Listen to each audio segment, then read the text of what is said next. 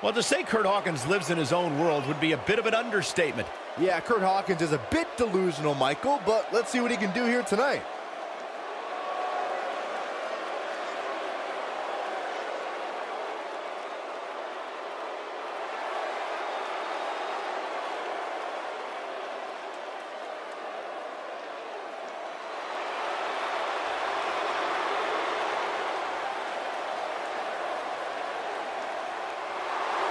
Top guy time.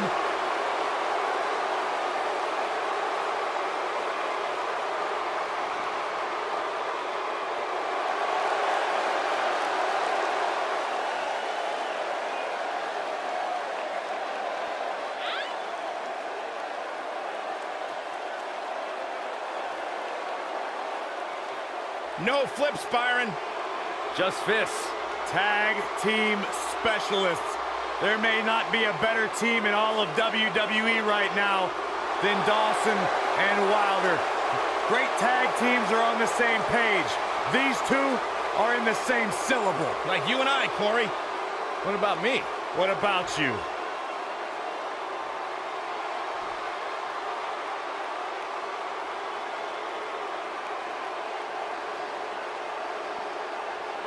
On the way to the ring, at a combined weight of 447 pounds, Curt Hawkins and Zack Ryder.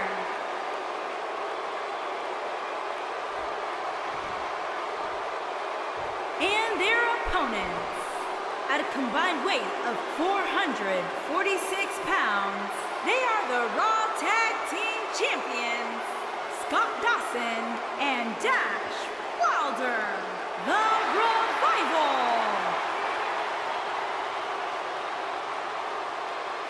This has all the makings of a legendary night.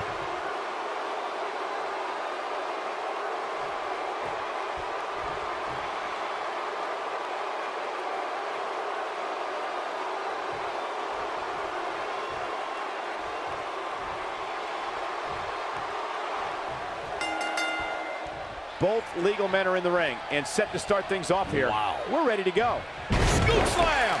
What a stomp! Good grief! Cover here. An easy kick out from Scott Dawson. Too soon.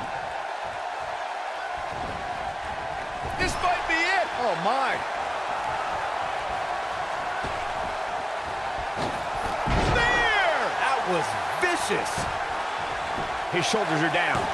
And there's a kick out at one. A throwback like Dawson's way too tough not to kick out.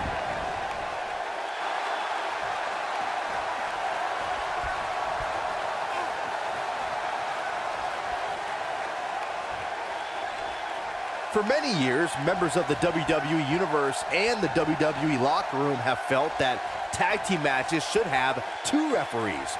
One referee is in the ring overseeing the action, and the other is located out on the floor, making sure teams follow the rules and do not engage in potentially damaging behavior. I think it's a good idea, something perhaps Mr. McMahon might want to consider.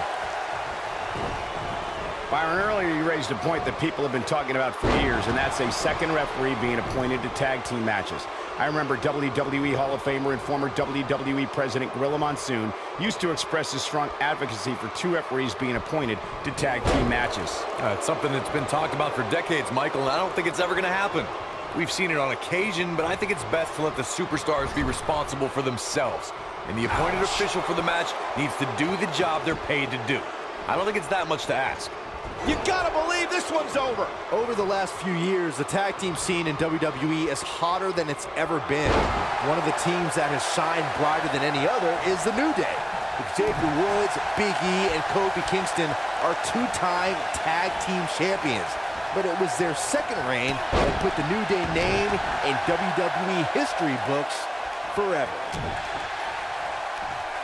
Hooked up. Oh, shit breaker. The tag team competition right now is as heated as it's ever been since the Attitude Era.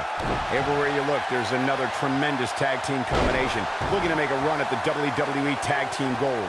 When we talk about the New Day, the team won a fatal four-way match in their second tag team title reign at 2015's SummerSlam.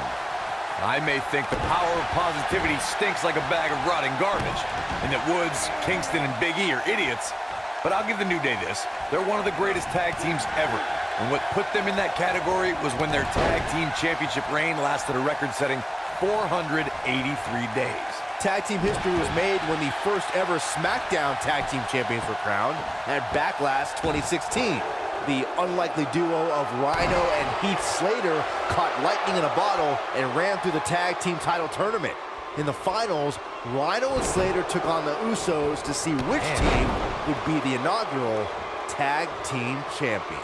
There was a lot on the line in the tag team tournament finals. The Usos wanted to add another tag team title reign to their resume and enjoyed the recognition of being the first ever SmackDown Tag Team Champions. The team of Rhino and Heath Slater was the team no one expected to be in the finals. Slater had extra motivation because he was fighting for a WWE contract. And at one point, it seemed like the Usos had everything well in hand, but Rhino and Heath Slater refused to lose. After a gore from Rhino practically cut Jimmy Uso in half, Rhino and Heath Slater went from an unlikely tag team to the first ever SmackDown Tag Team Champions. Never say never in WWE is absolutely right.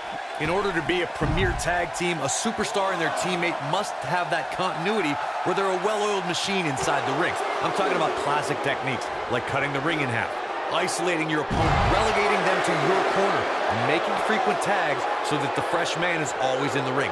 That's how you keep your opponents off balance. Corey, a few moments ago, you took us through what it takes for a tag team to be successful. Continuity between tag team partners is crucial. When a team is able to keep one opponent in the ring for an extended period of time without making a tag, they're able to focus their attack on one individual and one body part. And that's when things really start to take shape if you're on the tag team that's in control of the match. When you look at the tag teams who've dominated this business, all of them worked well together as a unit and were able to keep an opponent in the ring long enough to make that adversary the focal point of their assault. During the rivalry between the Hardy Boys and Cesaro and Sheamus over the Raw Tag Team Championship, the teams became very familiar with one another. In June of 2017, the teams met in a 2 out of 3 falls bout on Monday Night Raw. The most important fall in a 2 out of 3 falls contest is the first fall.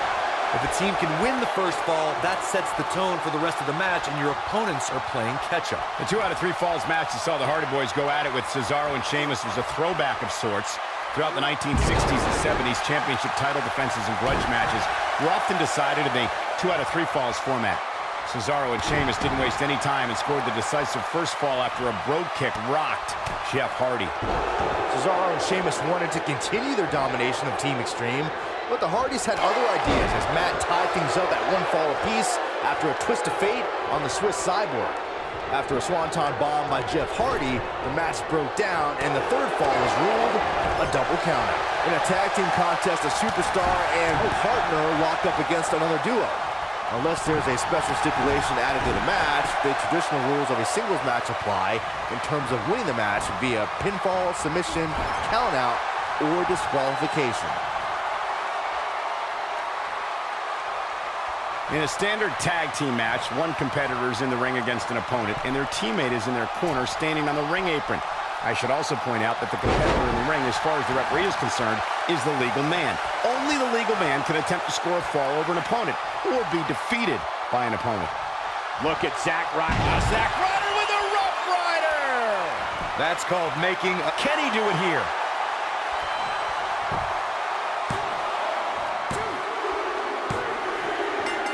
A win like that says a lot about a duo.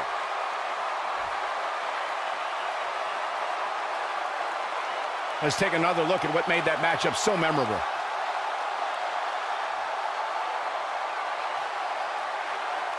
Some pretty good give and take in this match, as these highlights show. These guys showed flashes in this match, but flashes don't exactly set the world on fire, as these highlights show very well. These guys showed flashes in this match, but flashes don't exactly set the world on fire, as these highlights show very well.